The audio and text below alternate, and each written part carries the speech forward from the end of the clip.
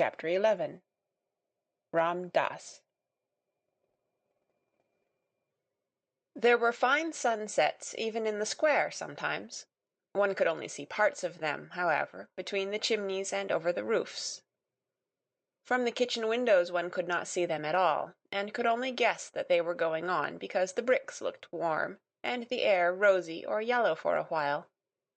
Or perhaps one saw a blazing glow strike a particular pane of glass somewhere.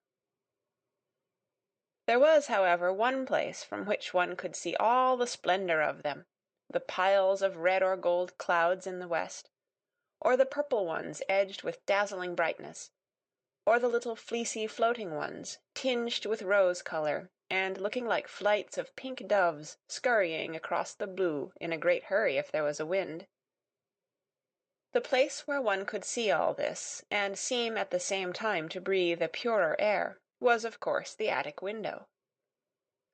When the square suddenly seemed to begin to glow in an enchanted way, and look wonderful in spite of its sooty trees and railings, Sarah knew something was going on in the sky, and when it was at all possible to leave the kitchen without being missed or called back, she invariably stole away and crept up the flights of stairs, and, climbing on the old table, got her head and body as far out of the window as possible. When she had accomplished this, she always drew a long breath and looked all round her. It used to seem as if she had all the sky and the world to herself. No one else ever looked out of the other attics. Generally the skylights were closed, but even if they were propped open to admit air, no one seemed to come near them. And there Sarah would stand, sometimes turning her face upward to the blue, which seemed so friendly and near, just like a lovely vaulted ceiling, sometimes watching the west and all the wonderful things that happened there, the clouds melting or drifting, or waiting softly to be changed pink or crimson or snow-white or purple or pale dove-gray.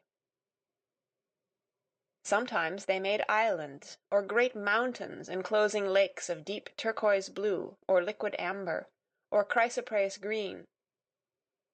Sometimes dark headlands jutted into strange lost seas.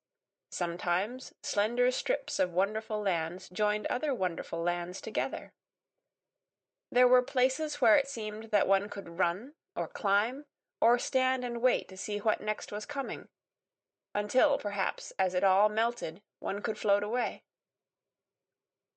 At least it seemed so to Sarah, and nothing had ever been quite so beautiful to her as the things she saw as she stood on the table, her body half out of the skylight, the sparrows twittering with sunset softness on the slates. The sparrows always seemed to her to twitter with a sort of subdued softness just when these marvels were going on. There was such a sunset as this a few days after the Indian gentleman was brought to his new home, and as it fortunately happened that the afternoon's work was done in the kitchen, and nobody had ordered her to go anywhere or perform any task, Sarah found it easier than usual to slip away and go upstairs. She mounted her table and stood looking out. It was a wonderful moment. There were floods of molten gold covering the west, as if a glorious tide was sweeping over the world. A deep, rich yellow light filled the air. The birds flying across the tops of the houses showed quite black against it. "It's a splendid one," said Sarah, softly to herself. "It makes me feel almost afraid, as if something strange was just going to happen. The splendid ones always make me feel like that." She suddenly turned her head because she heard a sound a few yards away from her. It was an odd sound, like a queer little squeaky chattering. It came from the window of the next attic. Someone had come to look at the sunset as she had. There was a head and a part of a body emerging from the skylight, but it was not the head or body of a little girl or a housemaid. It was the picturesque, white-swathed form and dark-faced, gleaming-eyed, white-turbaned head of a native Indian manservant. "A Lascar," Sarah said to herself quickly. And the sound she had heard came from a small monkey he held in his arms, as if he were fond of it, and which was snuggling and chattering against his breast. As Sarah looked toward him, he looked toward her.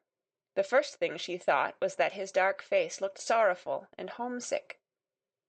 She felt absolutely sure he had come up to look at the sun, because he had seen it so seldom in England that he longed for a sight of it. She looked at him interestedly for a second, and then smiled across the slates.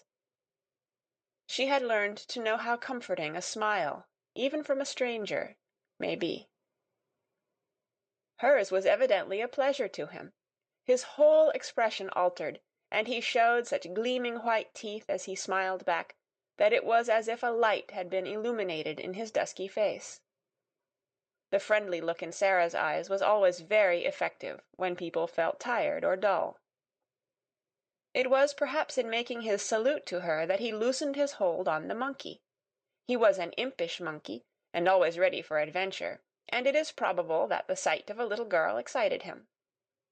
He suddenly broke loose, jumped onto the slates, ran across them chattering, and actually leaped onto Sarah's shoulder, and from there down into her attic room.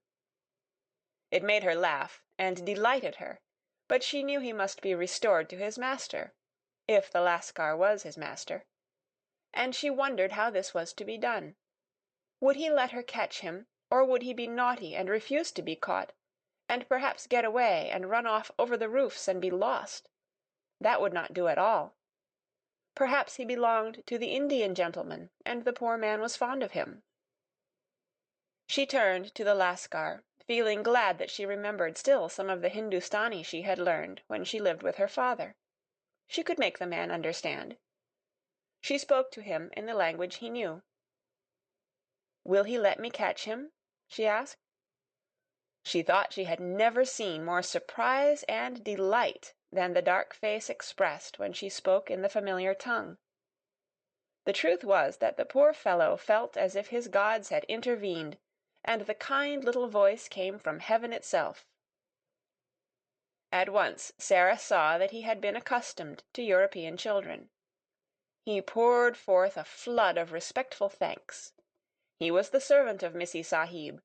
The monkey was a good monkey, and would not bite, but unfortunately he was difficult to catch. He would flee from one spot to another like the lightning. He was disobedient, though not evil. Ram Das knew him as if he were his child, and Ram Das he would sometimes obey, but not always.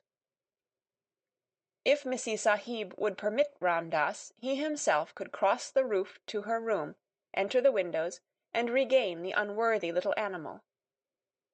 But he was evidently afraid Sarah might think he was taking a great liberty, and perhaps would not let him come. But Sarah gave him leave at once.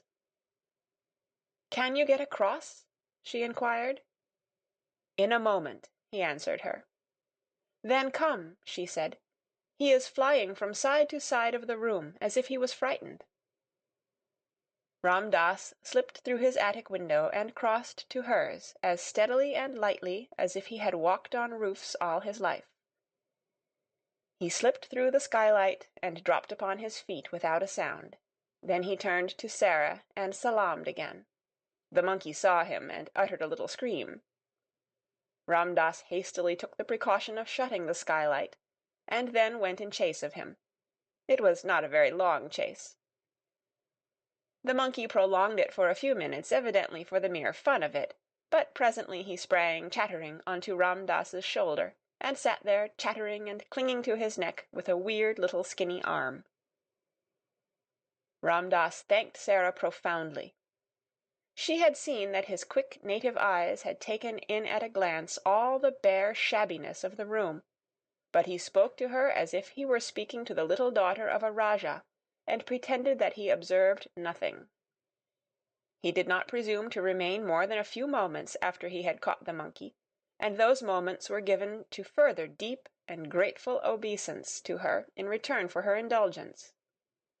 This little evil one, he said, stroking the monkey, was, in truth, not so evil as he seemed, and his master, who was ill, was sometimes amused by him.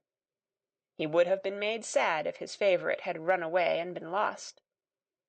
Then he salaamed once more, and got through the skylight and across the slates again with as much agility as the monkey himself had displayed. When he had gone, Sarah stood in the middle of her attic and thought of many things his face and his manner had brought back to her.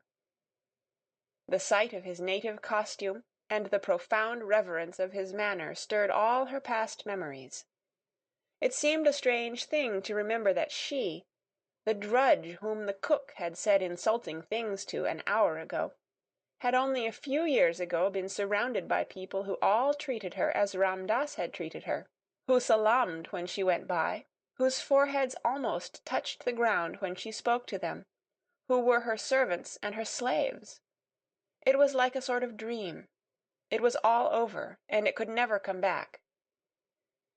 It certainly seemed that there was no way in which any change could take place. She knew what Miss Minchin intended that her future should be.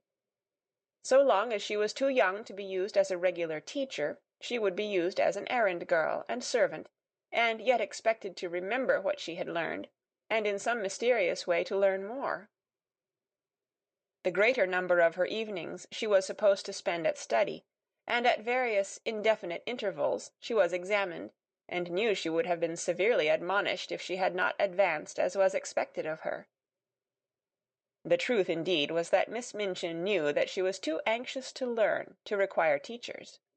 Give her books, and she would devour them, and end by knowing them by heart. She might be trusted to be equal to teaching a good deal in the course of a few years. This was what would happen. When she was older, she would be expected to drudge in the schoolroom, as she had drudged now in various parts of the house. This was what would happen. When she was older, she would be expected to drudge in the schoolroom, as she drudged now in various parts of the house. They would be obliged to give her more respectable clothes, but they would be sure to be plain and ugly, and to make her look somehow like a servant. That was all there seemed to be to look forward to, and Sarah stood quite still for several minutes, and thought it over. Then a thought came back to her which made the color rise in her cheek and a spark light itself in her eyes. She straightened her thin little body and lifted her head. "Whatever comes," she said, "cannot alter one thing. If I am a princess in rags and tatters, I can be a princess inside. It would be easy to be a princess if I were dressed in cloth of gold, but it is a great deal more of a triumph to be one all the time when no one knows it. There was Marie Antoinette when she was in prison, and her throne was gone, and she had only a black gown on, and her hair was white, and they insulted her and called her the widow Capet. She was a great deal more like a queen then than when she was so gay and everything was so grand. I like her best then. Those howling mobs of people did not frighten her. She was stronger than they were, even when they cut her head off." This was not a new thought, but quite an old one by this time. It had consoled her through many a bitter day, and she had gone about the house with an expression on her face which Miss Minchin could not understand, and which was a source of great annoyance to her, as it seemed as if the child were mentally living a life which held her above the rest of the world. It was as if she scarcely heard the rude and acid things said to her, or, if she heard them, did not care for them at all. Sometimes, when she was in the midst of some harsh, domineering speech, Miss Minchin would find the still, unchildish eyes fixed upon her, with something like a proud smile in them. At such times she did not know that Sarah was saying to herself, "You don't know that you are saying these things to a princess, and that if I chose I could wave my hand and order you to execution. I only spare you because I am a princess, and you are a poor, stupid, unkind, vulgar old thing, and don't know any better." This used to interest and amuse her more than anything else, and, queer and fanciful as it was, she found comfort in it, and it was a good thing for her.